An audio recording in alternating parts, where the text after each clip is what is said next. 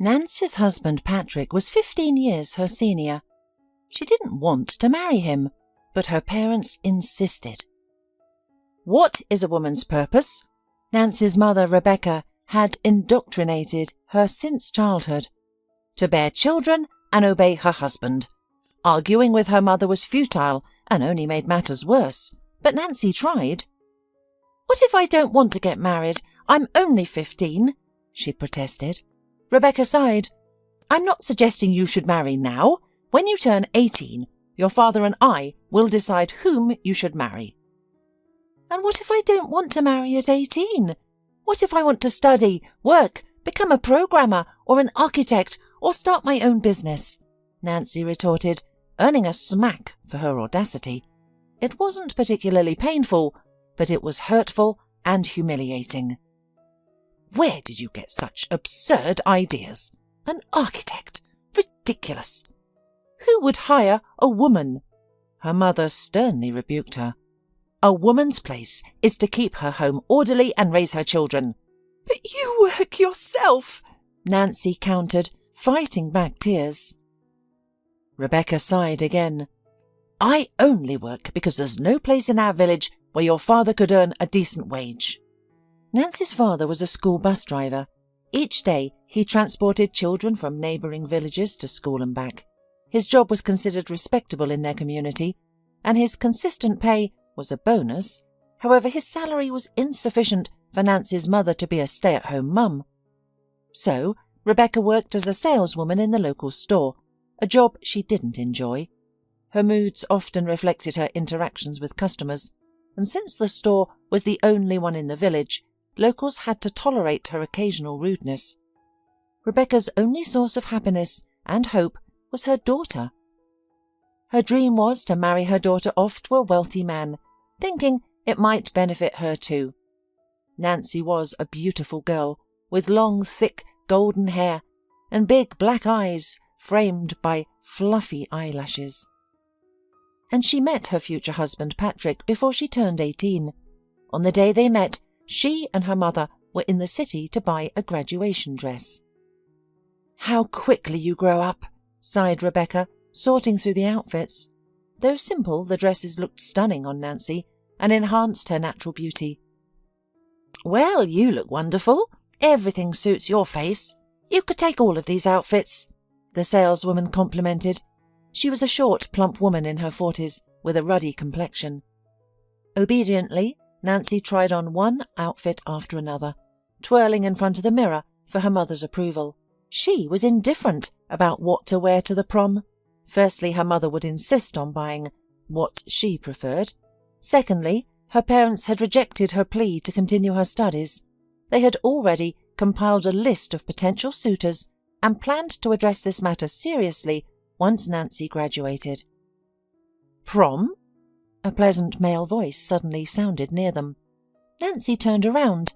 In the light blue, knee-length dress she was trying on, she felt subconscious under the stranger's scrutinizing gaze. He was tall and towered over her. His broad shoulders, firm chin and straight black eyebrows gave him an air of confidence and strength. His black eyes, even darker than Nancy's, bore into her. Nancy also noticed how the saleswoman's demeanour changed when she saw the stranger. She tensed up and started to smile ingratiatingly. "Yes, we're going to the prom," Rebecca answered for her daughter. "How do you like the dress? Does it suit my daughter?" Nancy felt uneasy that her mother was seeking the opinion of a stranger, who was unabashedly staring at her. However, the man did not seem surprised by Rebecca's question. He examined Nancy once again, from head to toe, and shook his head in disapproval. "I think we can offer you a better solution, Sarah. Come here." He gestured slightly, and a saleswoman immediately approached him. The stranger whispered something to her, and she nodded vigorously. "Of course, Mr. Woods. It'll be here in a minute," she said, and hurried into the back room. "What's your name?" The man looked directly at Nancy, making her feel like a rabbit cornered by a boa constrictor. "Nancy," she responded softly. "And how old are you?" 17. "She'll be 18 in 3 weeks, at the end of May," Rebecca interjected for some reason. The stranger nodded, as if this information was somehow useful to him. He then shifted his gaze to Rebecca. "You're not from around here?" The mother shook her head vigorously. "No, we are from a village in the suburbs," answered the mother. What a peculiar quality he has, Nancy thought. Why did Mother and the saleswoman suddenly start behaving so subserviently? Just then Sarah returned, panting, with a black case in her hands.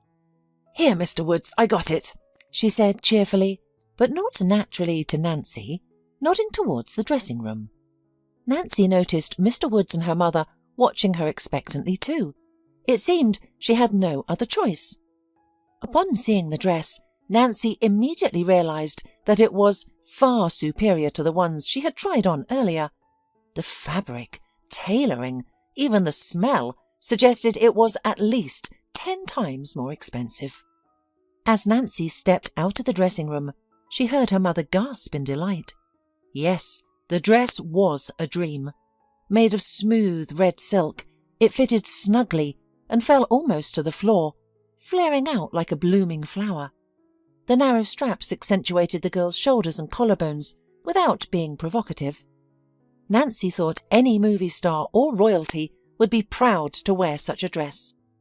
The slit to mid-thigh showcased her long, slender legs, but could easily be concealed within the numerous fabric folds if needed.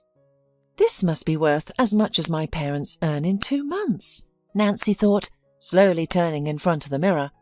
She was caught between admiration for her own beauty and youth, the realization that this dress was perfect for her, and an unexplainable fear. "How much is it?" Rebecca asked. She seemed to understand that this was not an ordinary dress. Sarah was about to answer, but Mr. Wood stopped her with a hand gesture.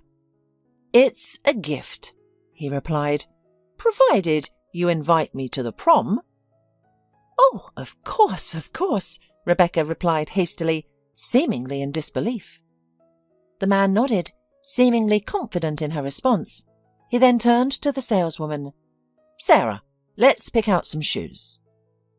The saleswoman quickly produced a white rectangular box containing black sandals with a low heel and elegantly intertwined straps. Mr. Woods took the shoes from her and approached Nancy. "May I?" he asked, looking at her from head to toe. Nancy nodded, her head spinning. He squatted in front of her, maintaining an air of majesty and masculinity, and slowly replaced Nancy's old, worn ballet shoes with the black sandals. "What a beauty!" Rebecca exclaimed, mesmerized. "Of course, these are a gift too," Mr. Woods added. 15 minutes later, Nancy emerged from the store, clutching 2 large bags containing a dress and shoes. Her mother and Mr. Woods remained inside discussing the details of her upcoming graduation party. "I've just been sold," Nancy thought to herself. "I've really been sold." She was terrified that Mr. Woods might show up at their house soon, perhaps even before the graduation party, but fortunately he didn't. Nancy tried to convince herself that it was all just a bad dream, or at the very least, a gift from a stranger that she wouldn't owe anything for. But every time she looked at the dress hanging next to her bed, she realized that no one would give her such a gift without expecting something in return. Nancy had always looked forward to her graduation party, thinking it would be a turning point in her life. She had imagined that she would immediately become an adult, capable of making her own decisions. She dreamt of moving to the city, attending college, and not getting married as her parents wished. But now she realized that her dreams wouldn't come true. Her 18th birthday, which she had been eagerly anticipating, had transformed from a celebration into a sentence. When Nancy tried to discuss her feelings with her mother, she dismissed her concerns. "What's the big deal?" her mother replied, avoiding eye contact. "A nice man gave you an expensive gift, and all he wants in return is for you to attend your graduation. What's wrong with that?" "I think you want me to marry him," Nancy said bluntly. Maybe I do. What's wrong with that? He's handsome, respected, wealthy, and the only one truly deserving of you. Mum, Nancy cried out in despair, I don't even know him. Rebecca slammed her fist on the table. Enough with your hysteria, she shouted at her daughter. I didn't know your father when I married him either, and look at us. We've been together for years. You're such a beauty, yet you're being picky. Tears streamed down Nancy's face. I don't want to get married, she whispered desperately. Suddenly, Rebecca decided to change tactics. She gently embraced her daughter and awkwardly stroked her blonde hair. I'm not suggesting you rush to the registry office with him tomorrow, Rebecca said. Just give him a chance. Get to know him better. Chat with him after graduation. You might fall in love with him, and if he turns out to be a bad man, we won't let him have you. Nancy sobbed. She wasn't sure whether she could completely trust her mother, but her words were soothing. Eventually, the long-awaited graduation day arrived at their small school. The celebration was modest compared to those in the city. They gathered in the assembly hall, where all the graduates, numbering more than 3 dozen, were brought onto the stage. Then began a series of congratulatory speeches from the principal, teachers, and parents' committee. The graduates smiled awkwardly, shifting from foot to foot. The boys were uncomfortable in their new shoes, while the girls struggled to stand in high heels. Nancy's dress and shoes were the centre of attention. All the girls had tried their best for this day, but her outfit stood out. The girls looked at Nancy with envy and admiration, while the boys looked on with adoration and a sense of her being unattainable. It was clear that a simple country boy could not win over a girl in such a dress. The formal part of the ceremony concluded, and the graduates descended from the stage to join their tearful families for photos. Nancy approached her family. Tearful grandparents embraced their granddaughter, remarking on her beauty and wishing her happiness. Her father kissed her cheek, hugged her, and murmured something. The girl had only one look at her mother to realize how she was burning with impatience. Nancy's heart trembled. Something is about to happen, she thought with a sense of dread. Congratulations! A voice sounded behind her. She recognized it instantly, even though she had only heard it once before. Nancy turned around.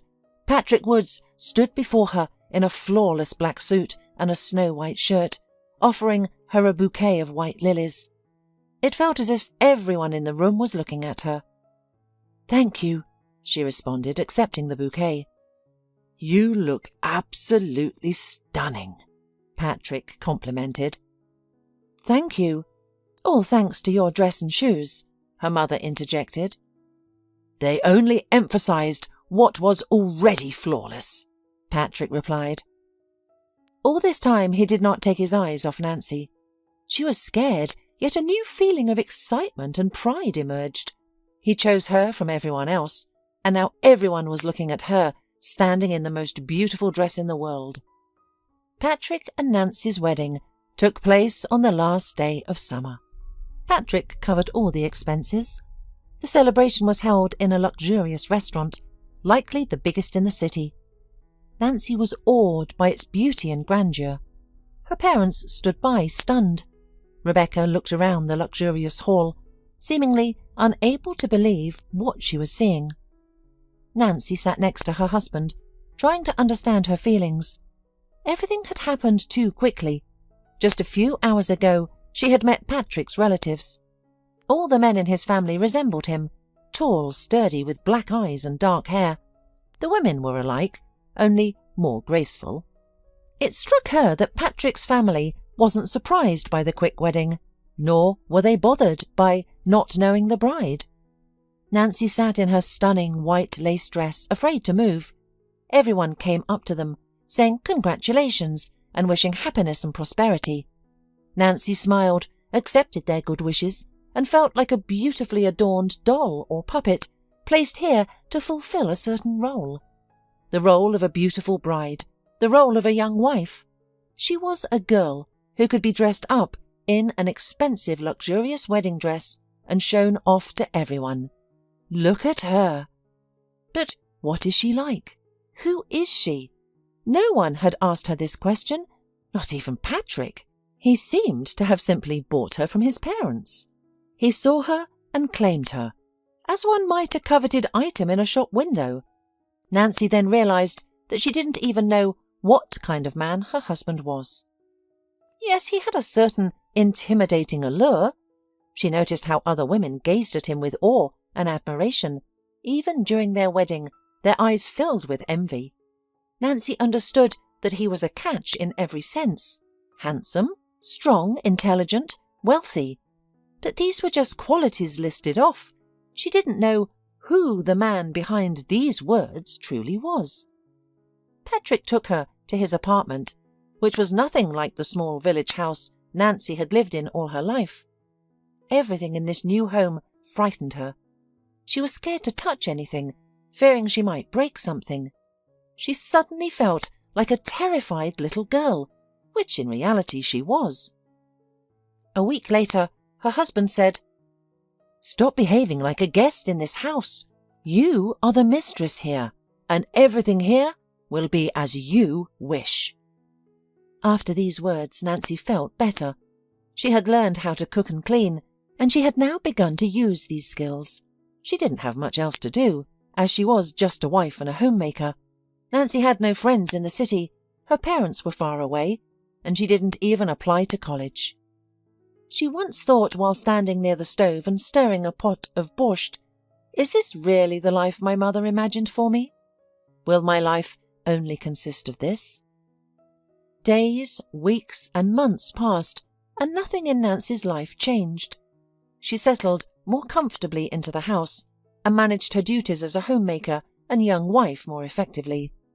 But she was very lonely, despite frequently having guests. Her husband Patrick's business associates, his parents, and his older brother Stupa. Her parents also visited every few months. Rebecca thoroughly enjoyed every minute spent in her son-in-law's apartment. She never tired of telling her husband, "Look at this beauty. Our daughter is so lucky." Nancy's father used to nod silently. Unlike her mother, he didn't express pleasure or dissatisfaction, but simply took everything as a given. Nancy also suspected that Patrick was giving her mother money, and likely a significant sum, as Rebecca left looking even happier than the day she had arrived to her daughter. At times, Nancy would wonder why Patrick had married her. He had made this decision after their first meeting, before he even had time to get to know her. He didn't spend much time with her, and although she wanted to confront him about it, something always stopped her. Patrick didn't show her any kind of passion or lofty love, at least not like the kind Nancy had seen in movies or read about in books. In fact, it seemed he viewed her as a functional unit, a high-quality item that he needed to maintain his status. At first, Nancy didn't fully understand his business. Later she realized that the shopping centre where they met was owned by Patrick, or rather, it had been owned by his father before he transferred it to his son. Patrick occasionally mentioned a machine shop, cafe, pawn shop, and funeral parlour, all seemingly owned by him and his family. And being such a successful businessman, Patrick needed to live up to his status. He had a nice car, watch, shoes, phone, and now he got a wife who was young, beautiful, economical, and intelligent enough to accompany him to business meetings. 2 years after their wedding, Patrick announced, "We'll be moving to a new house soon." "A new house? Where?" Nancy asked, surprised. "Not far, in the next city. More specifically, outside of it," Patrick replied. "But why should we move?" "Why not? My business is expanding, and it'll be more convenient to manage it from there. And by the way, there shouldn't be any problem for you, since you're at home most of the time." "That's what I wanted to discuss with you," Nancy interjected. "Don't worry, you'll have plenty to do there. It's a large house that needs fixing up. Besides," Patrick added, hugging her and kissing her cheek. "It's time to think about having children." "But I'm only 20, Nancy countered. "So what? We've been married for 2 years already. My mum gave birth at 19. I don't even have an education." Patrick smiled. "And why do you need it?" "What do you mean?" The husband sighed. "Nancy, people get an education to get a job. You don't need to work." She looked embarrassed. "But that's now. Maybe later I'll want to work." Patrick laughed. He sat down on the sofa and drew his wife to him. "Sweetheart, what are you talking about? You've been living a dream for 2 years, a life that all women wish for. We're about to move to a new house, and then you'll have a child, and you will raise him or her." Nancy realized her husband had a point. Should she complain? Did any of her classmates live in such a lavish house? Most of them remained in the village, destined to spend their lives there. They would marry classmates who might eventually become abusive husbands. Those who managed to escape the village now live in dormitories, working tirelessly to support themselves in the city. They'll likely do that for the rest of their lives. "Of course you're right," replied Nancy, "but I'd like to do something else besides stay at home." "Don't I forbid you? Once we move, you can do whatever you want." "Okay," replied Nancy, suddenly realizing that she didn't know what she wanted to do. The issue was resolved after the couple moved to a new house.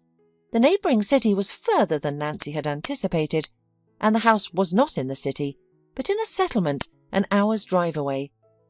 Public transportation was almost impossible to use. Nancy didn't know how to drive, so when her husband was away, she was virtually confined to her new home. Besides, Nancy and Patrick seldom ventured into the city, only for occasional meetings with his partners. Nancy devoted all her spare time to organising the new house, with Patrick providing unlimited funds. "Order anything you want on the internet," he said. "They'll deliver everything." So Nancy spent her days choosing finishes, furniture, chandeliers, wallpaper, and so on. Although she knew little about it, she seemed to manage quite well. "You have excellent taste," Patrick told her once, seeing the results of her work. "Thank you." "Yes, the house is transformed," he said, approaching his wife and giving her a kiss. "You're a natural wife and hostess. All that's left is to become a mother." However, it took another 2 years before Nancy became pregnant. She couldn't believe her eyes when she saw the 2 stripes. It felt as if life split into before and after. She wouldn't be alone anymore. There would now be someone in the house who would always be with her, someone to lighten her loneliness, because Nancy felt very lonely. She had been married for 4 years, yet she still couldn't understand her husband. Especially lately, Patrick always seemed to be busy. Nancy understood that her husband's work was his top priority, but she yearned for him to spend time with her, which hardly happened. She hoped their child would fill this void. As for Patrick, he was thrilled when he found out about the pregnancy. "Finally," he exclaimed, "I'm going to have a son." Nancy chuckled. "What if it's a girl?" "No, it has to be a boy. My heir."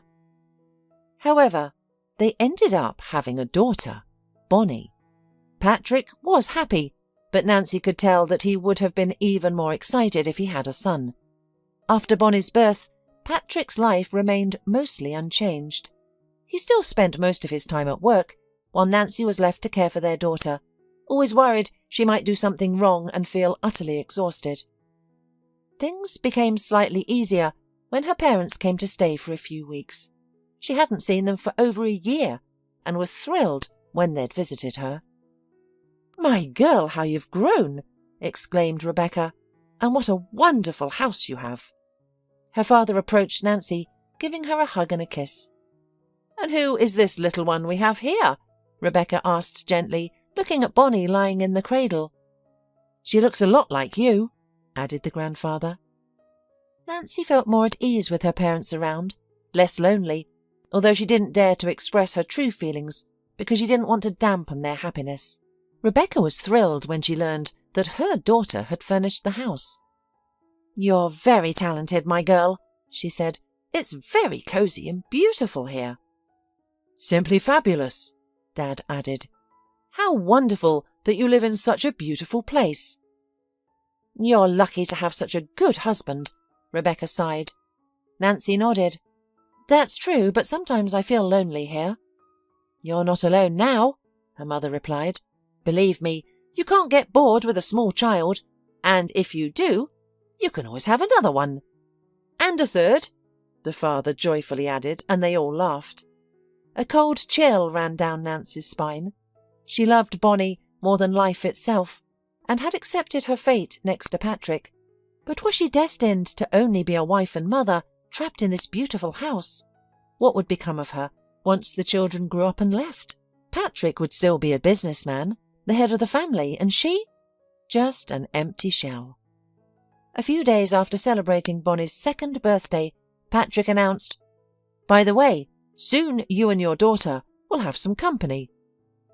Nancy and Bonnie were sitting on a mat, with Bonnie playing with cubes, stacking them on top of one another. "What kind of company?" Nancy asked. "My good friend bought a house in the neighbourhood and will be moving here with his wife and child in a week," Patrick replied. "That sounds great!" exclaimed Nancy. "It's about time our daughter met other kids."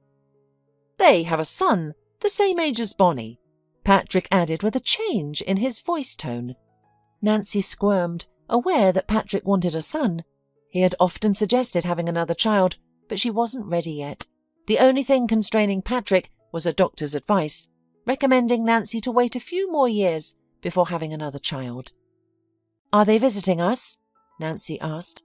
"No, they invited us to their housewarming party," Patrick responded. On the designated day and at the exact time, their family was already at the neighbouring house. Nancy noticed that their neighbour's house was as large as theirs. A smiling woman in a shiny evening dress opened the door.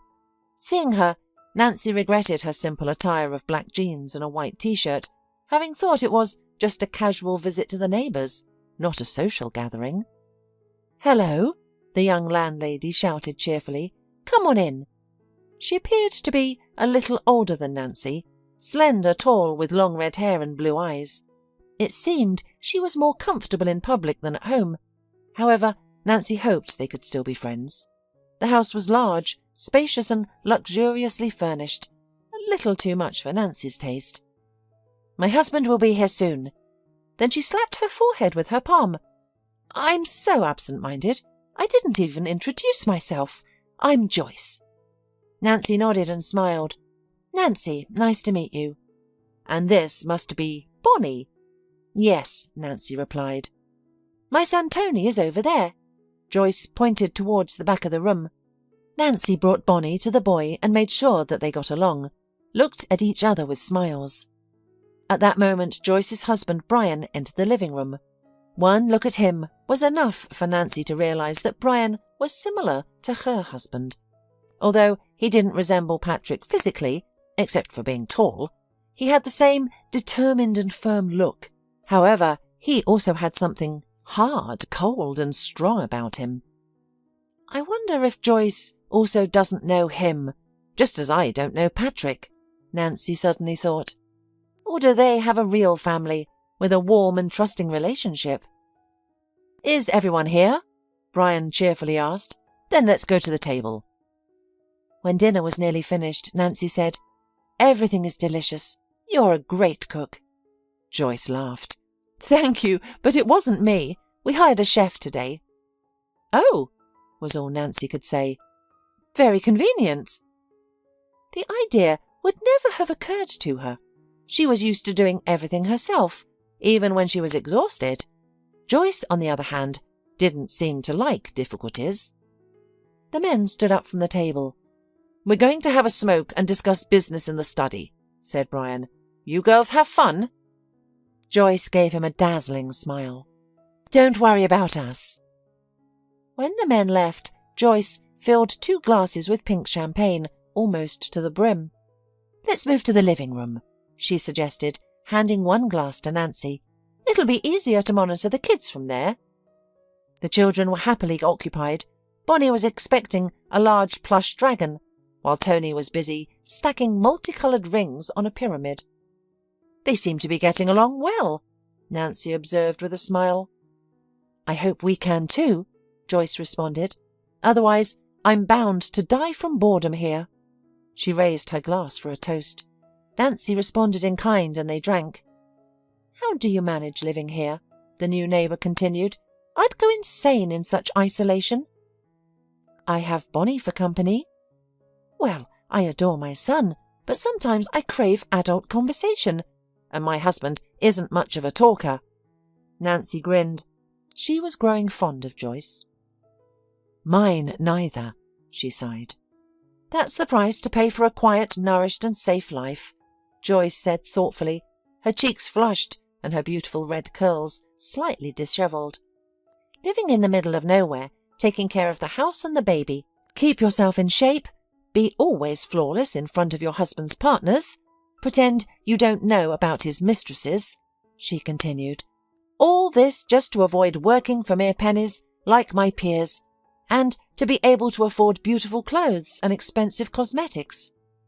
She laughed nervously, and Tony looked at his mother in surprise.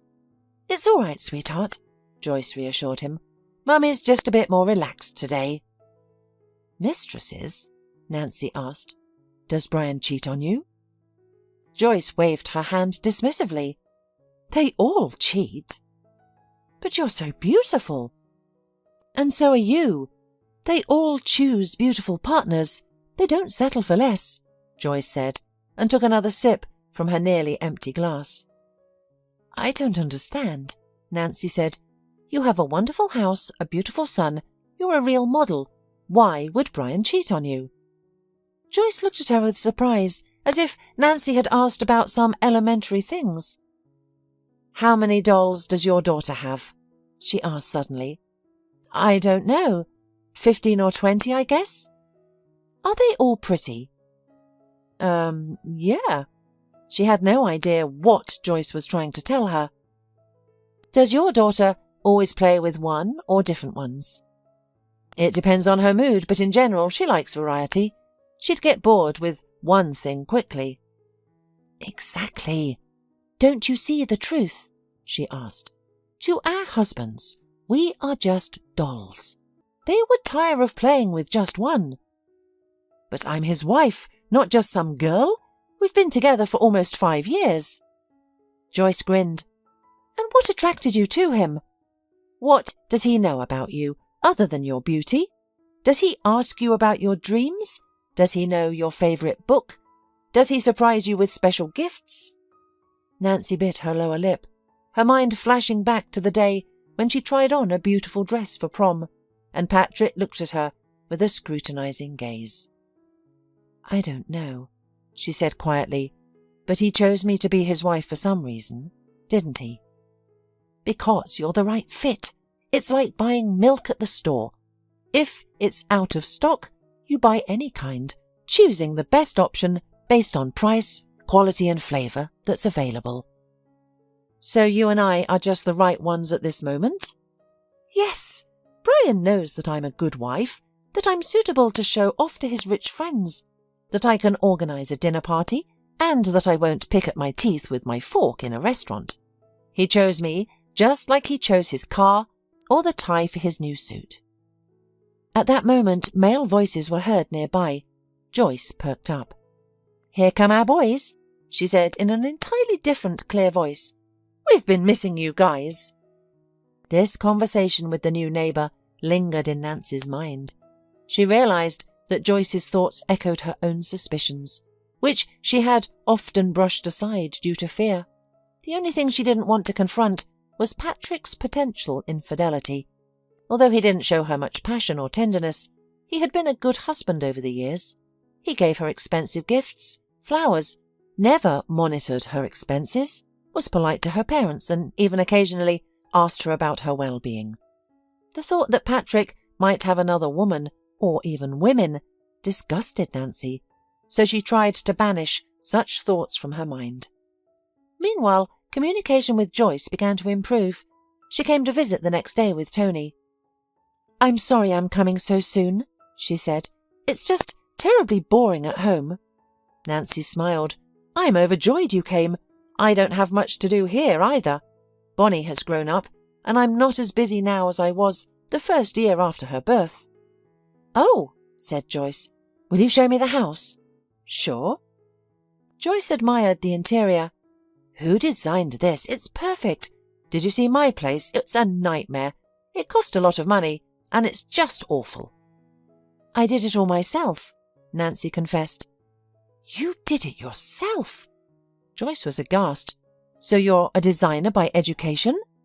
Nancy smiled wistfully. "I have no education. I finished high school, and that summer I married Patrick." "That's incredible." Joyce was surprised. "Well, I only managed 2 years in law school, and I can't say that it's been useful."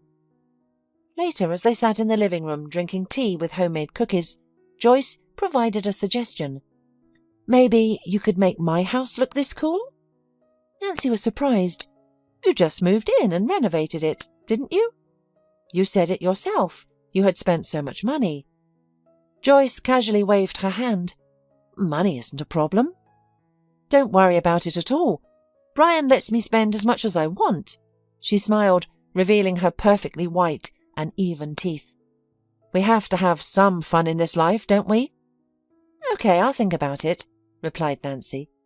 Joyce gently squeezed her hand. "I'd really appreciate it." Thus, their visits continued. Nancy couldn't imagine her life without her energetic and cheerful neighbour. They were both in similar situations, but their approaches were different. Nancy felt trapped in a golden cage, with Bonnie being her only escape.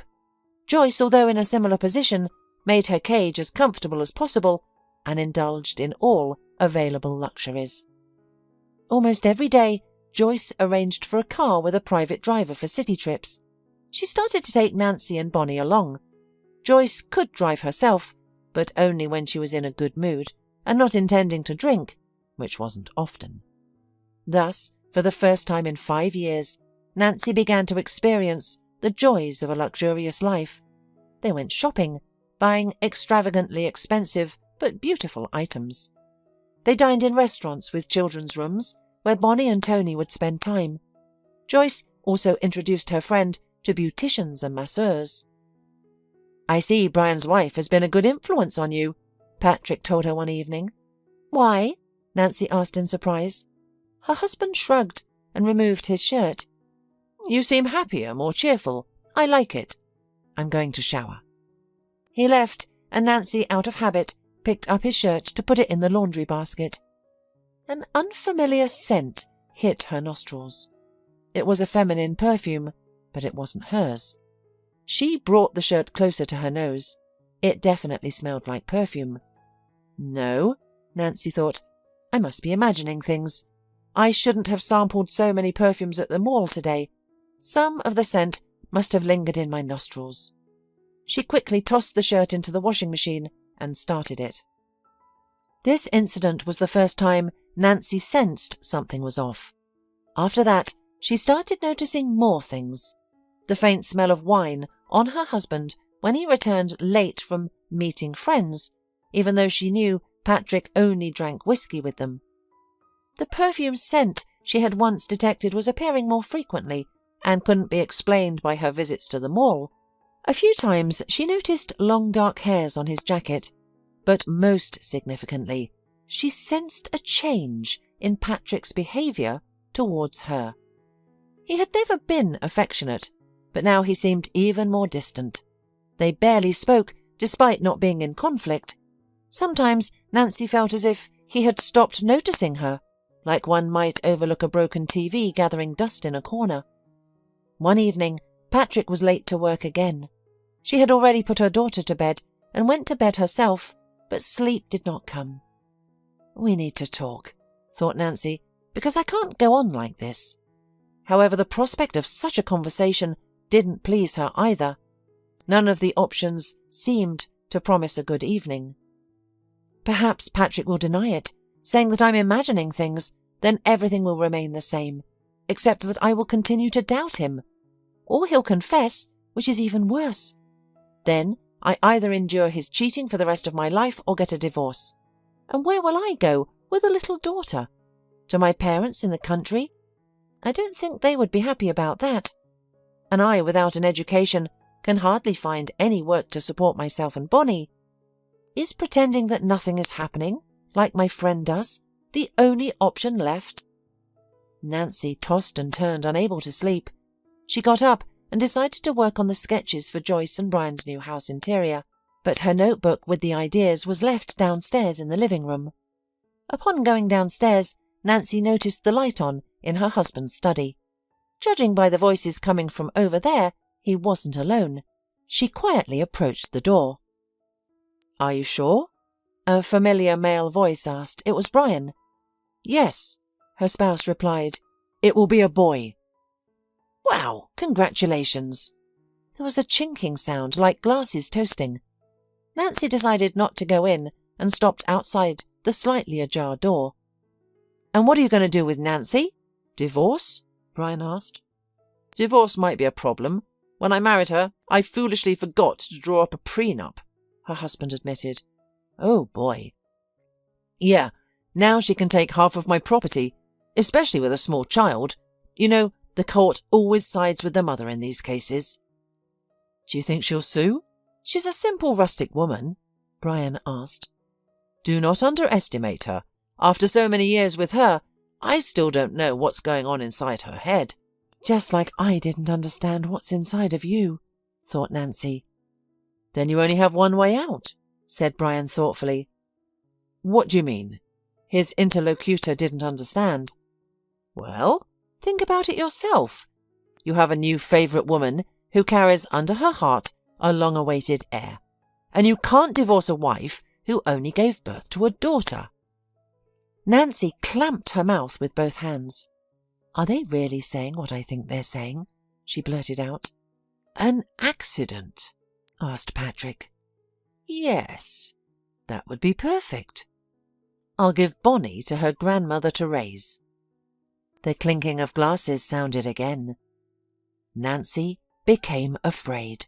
What if they come out of the office right now, see me, realise that I heard everything? What will my husband do to me then? Kill me on the spot while our daughter sleeps upstairs? "Listen, why don't we go to my place?" Brian's voice suddenly sounded. "My partner brought me such a whiskey the other day. There are probably only 10 bottles of it left in the world." "Let's go." Luckily, Nancy hid in the shadow of the stairs just in time, and they didn't notice her. Once the men closed the door behind them, she raced upstairs to her daughter's room. What should I do? Where should I go? Should she call her parents? But how can they help? Nancy bitterly thought they probably wouldn't believe their beloved son-in-law could do such a thing. Shall I call the police? But I don't have any evidence, only an overheard conversation. Shall I call Joyce?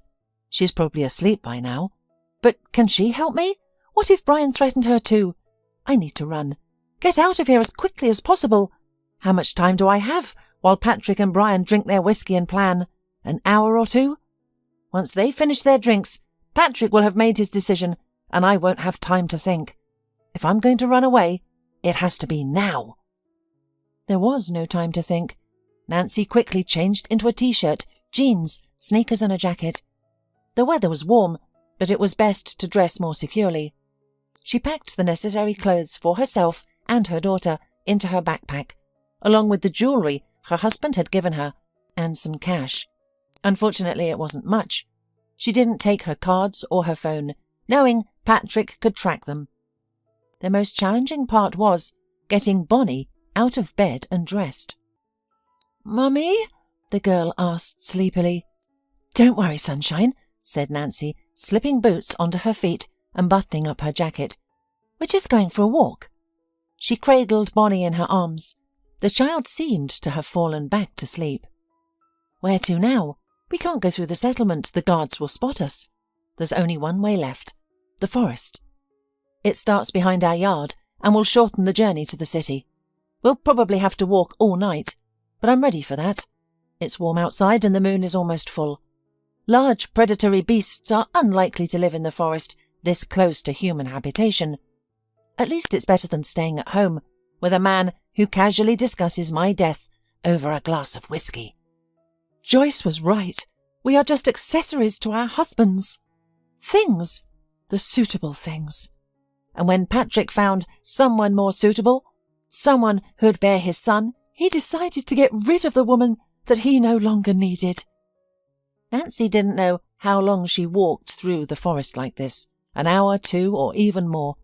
At first, she didn't feel tired and kept walking without really seeing the path. Bonnie woke up 2 or 3 times, looked around in surprise, and almost immediately fell back asleep. Probably thinks she's dreaming, Nancy thought. I wish it was so. Sometimes she felt as though all of this was a dream, or that she had gone mad in the middle of the night, fleeing home and now wandering through the woods with a child in her arms. She hoped that after a while she would see in the distance the light of flashlights, people dressed in reflective vests. They would find her and Bonnie and take them to Patrick. From afar, Nancy would see him crying, and then he would rush to them and hold them tight. He'd take his daughter in his arms, shower her with kisses, then kiss Nancy and confess his love for them, saying he couldn't live without them. Did he ever say that he loved me? Nancy suddenly wondered. Or Bonnie? She had already struggled to shuffle her feet and kept trying to remember whether Patrick, at least once in 5 years of life together, had said that he loves her. Now it seemed that nothing in the world was more important than that. Fatigue hit her abruptly. She had been walking, but upon spotting a thick fallen tree, she realized she couldn't take another step. Nancy sat on it, adjusting her sleeping daughter comfortably on her lap. That's when she noticed her intense thirst. In her haste, she hadn't thought to bring along even a bottle of water or a pack of Bonnie's favourite cookies. The forest was quiet, devoid of the sounds Nancy anticipated. She thought that she was walking along the highway leading into town. She expected to hear the occasional cars passing by, even at this late hour, but it was eerily silent. Suddenly, Nancy heard a solitary night-bird's song and leaves rustling in the trees overhead. She was suddenly seized with fear. Why had she run into the forest at night with her child? Even if she was in danger, Patrick wouldn't likely harm her at this moment. He would probably arrive home late, drunk, go to bed, and head to work in the morning. This would give Nancy the entire day to think. She could quietly gather their belongings with Bonnie, take a taxi to the city, or ask Joyce for a ride. She could withdraw all her money, get a new SIM card. The money she had would last for a considerable time. She could move to another city, rent an apartment, and live there with her daughter for a while. Why had she acted so rashly? The answer was clear. She had acted out of fear. Nancy stood up, realizing she was lost. But she had to keep moving. Maybe she was far from the highway, or perhaps there were simply no cars at this hour. Regardless, she couldn't just stand there. How soon would Patrick realize they were gone? Time was her only advantage. The forest was gradually starting to lighten when Nancy spotted the outline of a forest house in the distance. As she approached, she surmised that the house had been vacant for quite some time. In the pre-dawn twilight, the dwelling appeared ancient and gloomy, but none of this mattered to Nancy anymore. All she desired was a bed, a bench, or even just a wooden floor. Any flat surface where she could lie down. She moved her legs mechanically, her eyes glazed over, and Bonnie, in her arms, felt 10 times heavier than usual. The backpack straps cut heavily into her shoulders. Nancy tried to open the door, but it was locked.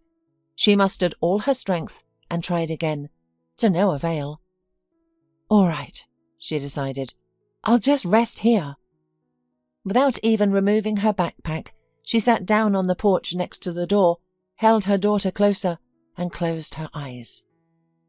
Nancy didn't quite comprehend what transpired next. Whether it was a dream or reality was unclear. She heard a male voice asking something and trying to wake her up. Then she was practically lifted and carried into the house. She held on to Bonnie tightly, fearing to drop her. Then She felt a sudden lightness as someone removed her backpack. The last thing she could vaguely recall was being laid on something soft with the scent of dry grass. She checked to ensure Bonnie was beside her before finally succumbing to sleep. It's called a mitten. A mitten. You wear it on your hand to keep it warm. Not now, of course. It's summer and you don't need them. But when winter comes, we'll need mittens. The voice was clearly a man's, and an unfamiliar one. Nancy gradually regained consciousness. She realized she was lying with her eyes closed in an unknown room, not at home. The bed beneath her was narrow and hard.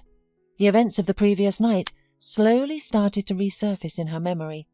There she was, restlessly tossing and turning in bed, unable to sleep.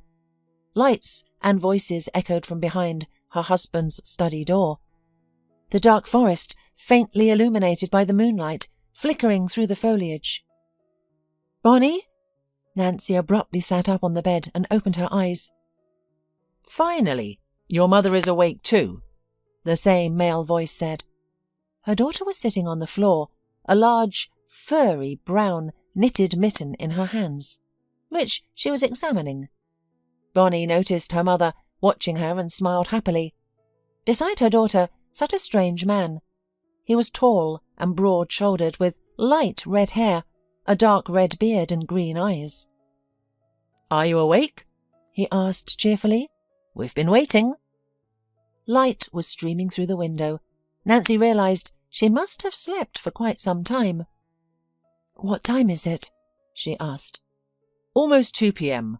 Your daughter has been awake for a while, or is she not a daughter?" He furrowed his brow. "Daughter," Nancy confirmed. She surveyed her surroundings. They appeared to be inside the house they had sought shelter in the previous day. The walls were made of wooden logs, the furniture was simple, and the entire space was a single room. To the left of the front door were nails on which various large, dark jackets hung. It was apparent these belonged to the stranger. Nancy spotted her jacket and her daughter's among them too. To the right was the kitchen, followed by a dining table and chairs, the bed she was currently lying on, and another table with wooden figures scattered on it. "Who are you?" Nancy asked. The stranger sighed. "You are an interesting woman. You arrive at my hut in the middle of the forest with a small child in your arms before sunrise.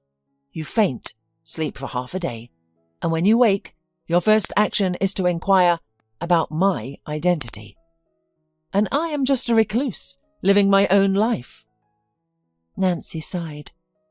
"I'm sorry. I've had a rough night. I'm Nancy and this is my daughter Bonnie." "My name is Tyler," said the man in a friendly voice.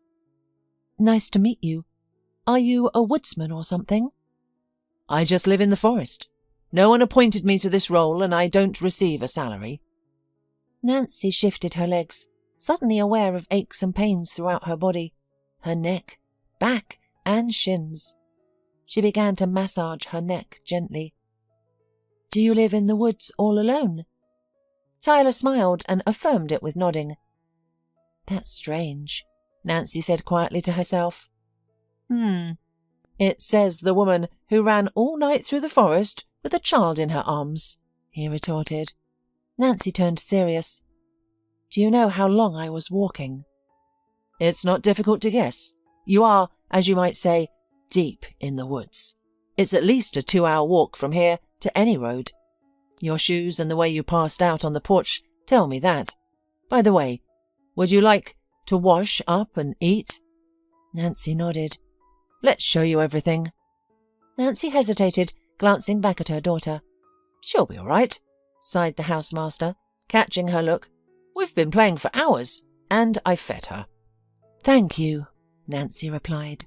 She was still confused about where she was and who this man was, but she knew she needed to regain her senses first. There were a few more outbuildings behind the house. "A rustic toilet," Tyler pointed out. "I hope you know how to use one of these." "I do. I grew up in the country," she responded. He glanced at her. "Wow, you can't tell. he replied, then continued, "That's a summer shower. The water's slightly warm, but you can wash up. For hot water, you'll need to heat the sauna." He looked around. "I think that's it." "Thank you," Nancy replied. When she finished and returned to the house, she saw Bonnie on the bed, playing with wooden figures. Nancy, worried her daughter might get a splinter, came closer and picked up one of the toys. Her fears were unfounded. The figures were well polished and had a pleasant scent of fresh wood. "Gorgeous," said Nancy, examining the wooden bird with skillfully carved feathers. "How long have you been doing this?" 3 years, shrugged Tyler. "Sit down at the table. You need to eat well." Once Nancy ensured her daughter was securely seated and unlikely to fall, she joined Tyler at the table. He served her a large bowl of soup that emitted an appetizing aroma. It appeared to be a mushroom soup with chicken and noodles. "I can't eat that much," she protested. Tyler grinned. "It only seems so. You just start." He placed a wicker bread box on the table, filled with flatbread. "Is that homemade too?" Nancy asked. "Everything here is homemade," the house owner replied somewhat indignantly. He was right. Nancy finished the soup and the flatbread. "More?" he asked. She shook her head, leaning back in her chair. It was just food, but she felt calm for the first time since last night, as if a knot inside her had finally been untied. "Thank you, Tyler," she said, looking the man in the eye.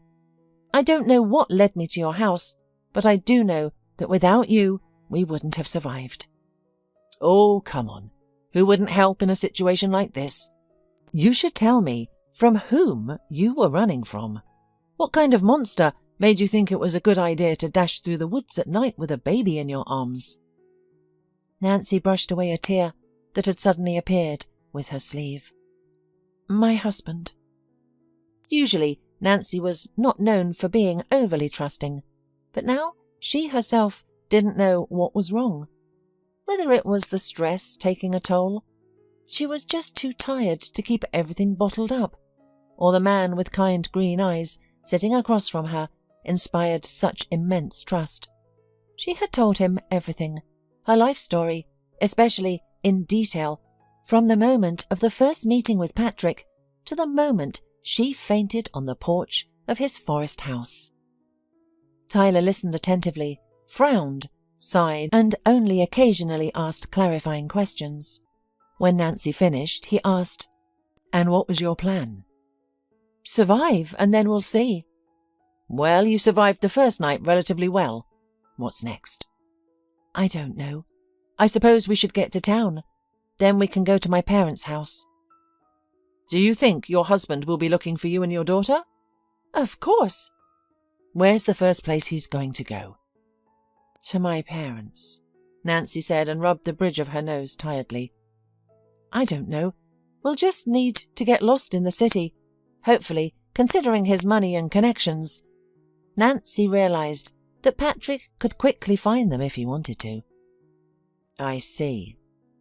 You can stay here if you like," said Tyler suddenly. "Here?" "Yes. I doubt it would occur to him that you were in the woods with a stranger." "Yeah," the woman said and looked intently at Tyler. "Why don't you tell me about yourself?" "Well, I'm just a very normal man. Normal men of your age don't live in the woods." "How old do you think I am?" 30? 31. "I think," Nancy said, "you've lived through just as many strange events as I have." He grinned. "Let's discuss it later. You need to rest." For the first 3 days, Nancy and her daughter mostly slept and ate. Nancy was anxious, constantly expecting her husband to walk through the door. Gradually, she began to calm down. It seemed one could get used to anything, even her life, transitioning from living in a huge house to a cabin in the woods. Nancy was also surprised by her daughter's calm acceptance.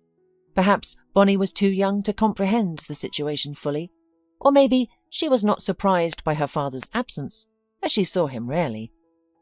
Despite not living in the village for many years, Nancy found it easy to adapt to this lifestyle.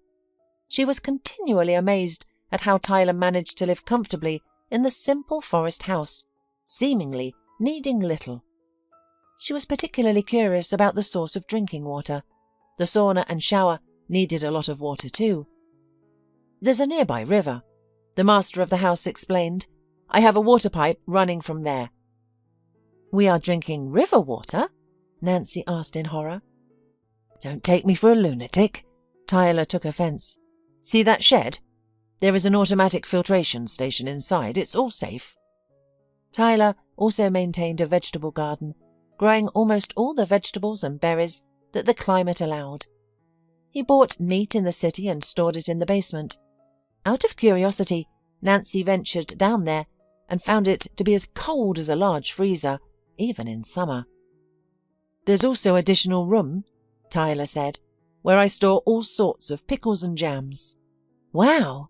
What do you buy besides meat?" Nancy asked. "Cereal, pasta, flour, occasionally canned goods, vitamins, and so on," he replied. "And how do you get to the city?" Tyler gestured vaguely to the side. "There's a barely visible path that starts just a bit further down. If you don't know it's there, you won't see it. Follow it for 2 hours and you'll reach the village. I have an arrangement with one of the locals who keeps my car in his garage. I use it to get to the city." "So you have to carry what you buy for 2 hours?" "Why not? I'm healthy, and exercise is good for me. I also get meat, milk, eggs, sour cream, and cottage cheese from the locals." "How often do you go out?" "I limit my trips to once every 2 or 3 months. In the winter I stay here all the time. There's no pleasure in walking for 2 hours in the cold, especially with a load. In the summer I visit the village more often, maybe even once a week."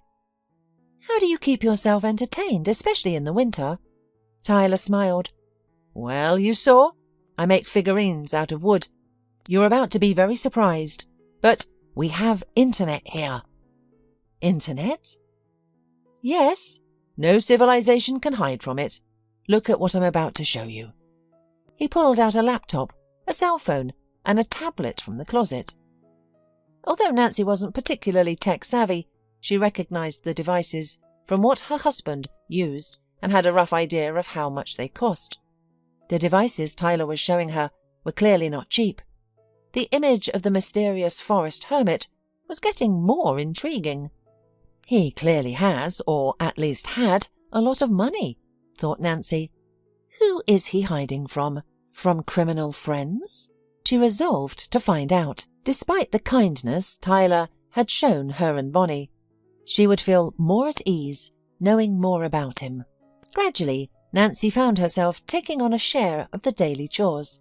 She cooked, washed dishes, cleaned the house, watered the vegetable garden and did laundry. After a while she realized they were living like a real family. "You work very hard," Tyler, who had just returned from another trip to the village, told Nancy with a frown. Nancy was outside hanging laundry, while Bonnie played with wooden figurines nearby. Bonnie had grown fond of them, and Tyler carved her a new one every few days. "Actually, we're living at your place," Nancy responded. "We have housing, food, entertainment, thanks to you." "Entertainment?" Tyler snorted. "Your tablet has an excellent library. I've never read so much and with such pleasure," Nancy admitted. "I'm glad you found an interesting occupation in this wilderness," Tyler said, "and don't worry about money and other things. Even if 100 more mothers with children came to me, I could provide and feed them all." "Really?" Nancy asked. "I knew you were rich." Tyler frowned, as if he had said something unnecessary. "You're not poor either." "My husband is not poor," Nancy corrected him, sighing. Tyler looked at her strangely. "Let's sit on the porch tonight after Bonnie falls asleep. You'll see how beautiful the evening is in the forest." Nancy thought for a moment. "I saw some homemade liqueur in your cellar." "I can't hide anything from you." Nancy wasn't a fan of drinking, but she decided that the liqueur would be her ally today, helping her get Tyler to open up. In the evening, once Bonnie was asleep, they quietly slipped outside and sat on the porch, staring silently into the distance. Initially, Nancy couldn't make sense of anything. Then she began to notice the fading colours of the day, the shifting shadows, and the gradual silencing of the daytime sounds of birds and insects. She became aware of the night sounds growing more audible. "It's beautiful," Nancy remarked quietly. "Yes," Tyler replied in an equally soft tone. "I've seen it countless times, but I never tire of it." Nancy smiled, stealing a glance at him. At first he had seemed strange to her, an unkempt, towering, burly forester with a thick red beard and a grim sense of humour. But the more they interacted, the more she realised how deep and sensitive Tyler was. He seemed well-educated and clearly knew more than he let on. Nancy took out the glasses she had brought from the kitchen and poured a little bit of pear liqueur into each. A fruity aroma filled the air. "To our strange acquaintance," said Nancy, holding out a glass to Tyler. He smiled, took the glass and clinked it lightly with Nancy's. "To our strange acquaintance." The drink was moderately sweet, but potent. Nancy took a small sip and tried not to grimace. "Very tasty," she said. Tyler nodded. "So let me clarify. Your plan was to get me drunk and uncover my terrible past, wasn't it?" "Yes," Nancy admitted with a shy smile. "Fine, I'll tell you." "I'd appreciate it." Tyler sighed and ruffled his hair. How does he cut his hair? Nancy suddenly wondered. Does he go to the city or do it himself? "You guessed right," Tyler began. "I come from a wealthy family." Nancy smiled. "A very wealthy family," he added, grimacing, as if the fact were unpleasant. "And I'm not from around here. I was born on the other side of the country." "Wow." "Yes, and my family was one of the most influential in that city." "Is that related to crime?" "You guess well." "Well, that would explain a lot." The man sighed. "Long story short, yes. My father is a serious criminal mastermind, and a few other close relatives are too. Uncles, cousins, you name it." "Have you always known about this?" Nancy asked. "Not exactly," he replied. "When I was young, my mum would tell me, and my brother, that my dad was just away on business." "Wait, you have a brother? Older or younger?" "I had a brother. He was older than me, but only by an hour. We are twins." Nancy frowned but didn't say anything. He continued. "As teenagers, we began to understand our family's business, what our father, uncles, and older cousins were involved in. I was horrified, but my brother enjoyed it. In a way, I was fortunate. Since he was technically older, my father saw my brother as his successor. I wasn't initially attracted to the family business. When we came of age, my father began to teach us his business. As time went on, my brother became more involved in all of this. I increasingly felt the need to remove him from the situation and escape together. Despite my attempts to persuade him, he wouldn't listen. He spoke of the inevitability of evil, and that we had to keep control, and that if we didn't, others would come along who would be worse. Then he was gone," he concluded. "I'm very sorry for your loss." "It wasn't unexpected. Something like this was bound to occur at some point. When he passed away, my father and I went to see him. I looked at his face, and it reminded me of his youthful expression from our childhood. It was like staring at the young boy I'd known my whole life, who was always there for me, but now he was gone forever." "How did you get over it?" "I don't know if I did. It was also hard for my parents. My father appeared devastated. He then told me I had to fill my elder brother's shoes." "Oh my goodness." "That's when I left. You see me now in a more or less sane state, but then I just wanted to hide from the world." "Did it work?" "Yes, until you started knocking on my door early one summer morning." Nancy laughed. "Well, I'm sorry." "I'm overjoyed things turned out the way they did. I haven't felt so calm and alive in years." "Me too," said Nancy suddenly, and then changed the topic. "I need to go to town. I want to contact my parents and assure them I'm okay. They must be worried." "Okay, we'll go. Could someone from your village drive me to town? I'd like you to stay with Bonnie." "Are you sure?" "Yes, don't worry, I'll be careful." "Okay. I'll speak to the man who keeps the car." After several weeks in the woods, the sight of so many people was odd to Nancy. The noise started to give her a headache. With a heavy heart, she dialed her parents' number. "Hello?" Her father's voice came through the receiver. "Dad, it's me," Nancy answered. There was a pause on the line. "Nancy?" her father said hesitantly. "Oh, my God, where are you? What's wrong with you? Patrick came to see us. He said you and Bonnie disappeared." "We're fine, Daddy." "Where are you?" Nancy hesitated, unsure whether to reveal everything. "We're with good people. Dad, don't worry, we're fine." "Did you have a good reason for doing this?" "Yes." "Can I tell your mum you called? She's at the store right now, but she'll be back soon." "Tell her, Daddy, so she wouldn't worry." "Okay.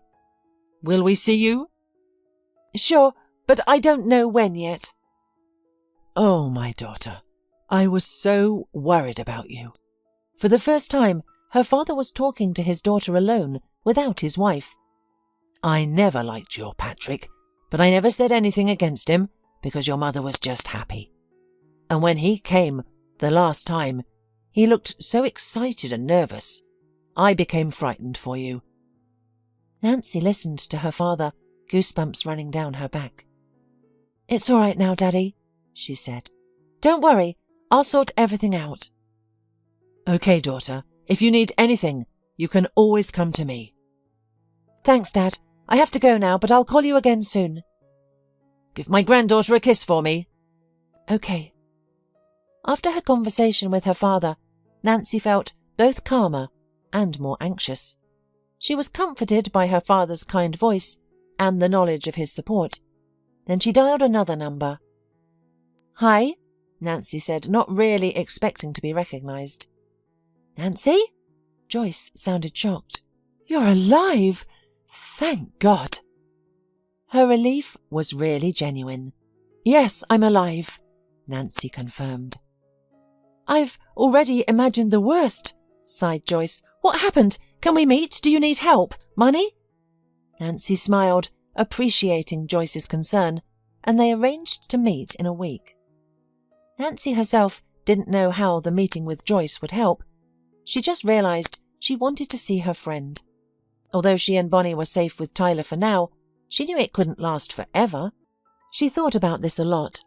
The only option seemed to be to run away, so far that her husband wouldn't find her and her daughter. But was that even possible? Nevertheless, she needed money for that.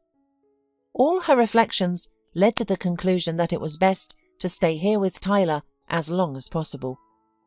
Nancy didn't want to admit it, but she desired to stay for other reasons as well.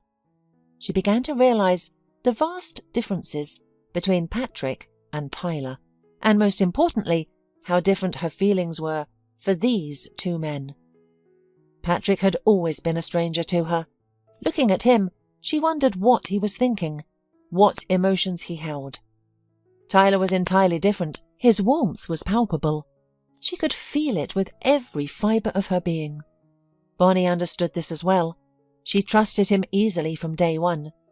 Nancy also trusted him unconditionally and did not want to leave him. "Are you going to the city again?" Tyler asked with concern when Nancy told him her plans. "I want to talk to my friend. She might give some advice." "Would you mind looking after Bonnie again?" He frowned. "Of course not. We had a great time last time." Bonnie turned her gaze to Tyler and smiled to him, showing her small white teeth. The man smiled back and playfully tickled her. Bonnie laughed so freely that Nancy felt a wave of warmth. "I'm worried about you," Tyler said. "You've been lucky once, but what if your father or friend have already told everything to Patrick? It could be a trap." "They wouldn't do that." "Okay, just be careful." They met Joyce at a small, inconspicuous cafe on the outskirts of town. Her friend's expensive clothes made her stand out significantly. Thankfully, there were hardly any customers at this time of day. "Darling!" Joyce exclaimed, pulling her friend tightly against her. "I'm so happy to see you," Nancy replied. As they sat down at the table, Nancy noticed that Joyce was trying to discreetly wipe away her tears. "Why are you so moved?" Nancy asked in surprise. "I thought you had died," Joyce admitted. "Why did you think so?" Her friend looked up at Nancy. "We had a conversation with Brian the night you and Bonnie disappeared." Nancy froze. "Tell me," she said. Joyce started to crumple a paper napkin, her hands shaking. "Late one night, when my son and I were asleep, Brian and your husband came in. They sat downstairs quietly at first, then their laughter grew louder as they discussed something. I couldn't hear their conversation. I wish I had. It lasted until morning. I hadn't slept much and I had a headache. I lost my temper and confronted my husband. I told him we had a small child and I wouldn't tolerate such behaviour in our home." Joyce paused, looking up at her friend with her large blue eyes. "Then Brian grabbed my throat and pinned me against the wall," she continued, "and told me I was lucky. He said, 'Your best friend is about to leave for the other world, and I'm tolerating you for now.'" Nancy shivered, feeling a tremor run through her. Joyce exhaled sharply. "You can't imagine how scared I was then," she said. "I hoped it was a drunken joke. I wanted to call you, but I couldn't. Brian was next to me. And then Patrick called him and told him that you were missing. I didn't know what to think. Of course, I wanted to hope that you somehow found out about everything and you ran away. But I also couldn't stop thinking that Patrick had done something to you." Joyce began to cry. "It's all right," Nancy said firmly. "I managed to find out about my husband's plans. We ran away. A good man took us in. We're safe. I don't know what to do next, though." Joyce calmed down, raised her head to say something, and suddenly gasped. "Oh no! He's been following me! I'm sorry! I didn't know!" Nancy looked back. Brian and Patrick were approaching them. She began to think quickly, even surprising herself. "Run!" Nancy shouted, grabbing her friend's hand. "Through the second door!" Quickly, Joyce snapped out of her daze and ran with Nancy towards the exit opposite the one their husbands had just entered. They sprinted inside and jumped into Joyce's car. "We have to get them off our backs," the woman exclaimed. Nancy spotted Brian and Patrick sprinting towards their own car. "Where are we going?" she asked in terror.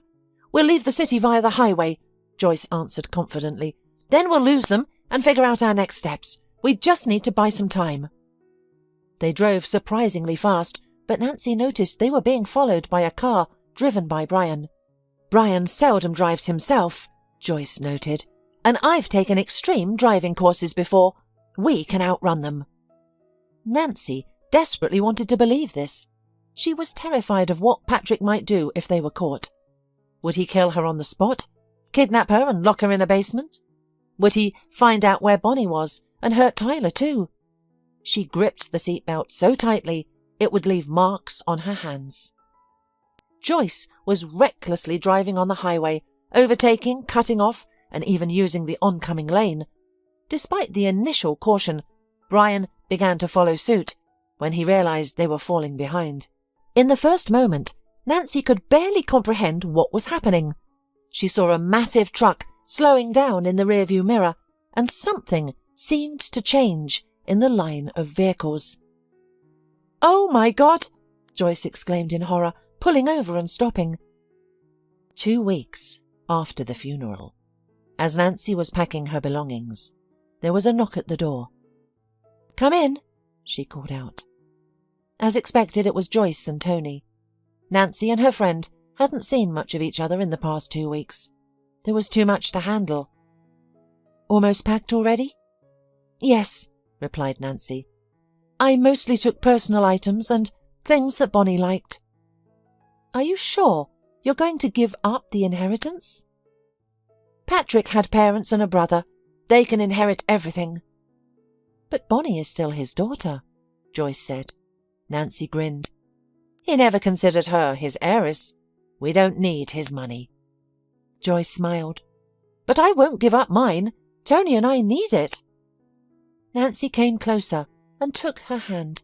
Of course you shouldn't refuse Brian's inheritance, especially after what you've told me about Brian all these years. Joyce looked away. I want to forget it as soon as possible. Nancy hugged her. They stood like that for a few seconds, then broke the embrace. Are you going to live in this house? Nancy asked. Joyce wrinkled her nose and shook her head. I grew to hate it during the short time I lived here. I'm now looking for a suitable apartment in the city. Once my son and I move in, I'll put this house on the market. Although, with the expensive, gaudy finish, it's unlikely to sell quickly. Nancy laughed. Promise me you'll become an interior designer, Joyce said. You have a talent for it, and someday you'll furnish my new house. You'll have to wait a long time. I'm in no hurry. Okay, Nancy promised with a laugh. I should have gone to school a long time ago. Tyler won't be able to take care of Bonnie and me for the rest of his life. Actually, he can, Joyce reasonably noted. And it seems like he even wants to. But you're right, learning independence is important. I'm thinking of returning to my university too. At that moment a car honked in the street. Your Mr. Wright has arrived, Joyce remarked. Nancy blushed. He's not mine, she replied, but Joyce only smiled in response. It's strange to think that we won't be living in the forest, Nancy said thoughtfully, sitting in a car. She glanced at her daughter, peacefully sleeping in the back seat. I think we'll be more comfortable in a normal house, Tyler said with a smile. Are you ready? Nancy asked cautiously. The man momentarily glanced away from the road, met her eyes, and nodded. I am. I now think that maybe I stayed in that forest so long because I was waiting for you to come to me. Nancy smiled. I'm happy that you've waited. Me too.